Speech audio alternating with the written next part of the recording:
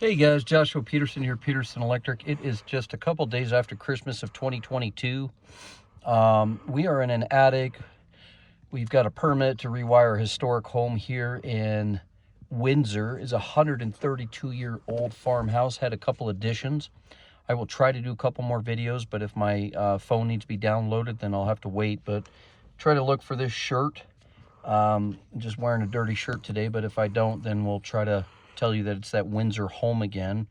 For my SEO guy, yeah, it's just a rewiring. But I want to give you a quick little idea that this house was on a 120 volt circuit at 30 amp with a meter, and I'll show you that later. And one circuit did the whole property. Not even 240 volt came down to the meter. Anyway, so here's what I'm dealing with. The power coming in the attic right here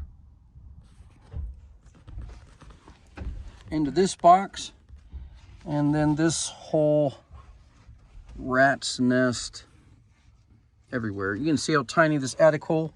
Say hi, Juanito. There's Jathan. Hey, Jathan.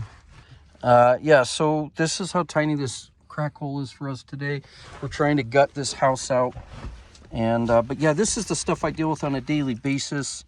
You're wondering why your lights flicker when one circuit does a whole property, the whole house.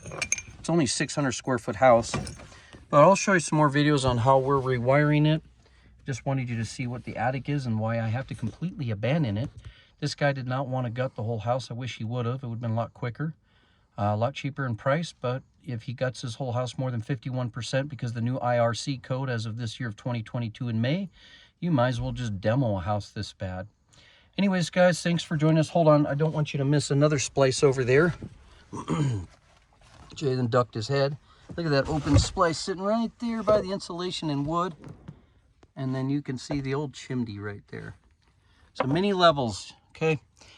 Okay, guys. And oh, by the way, there is no grounding on this home.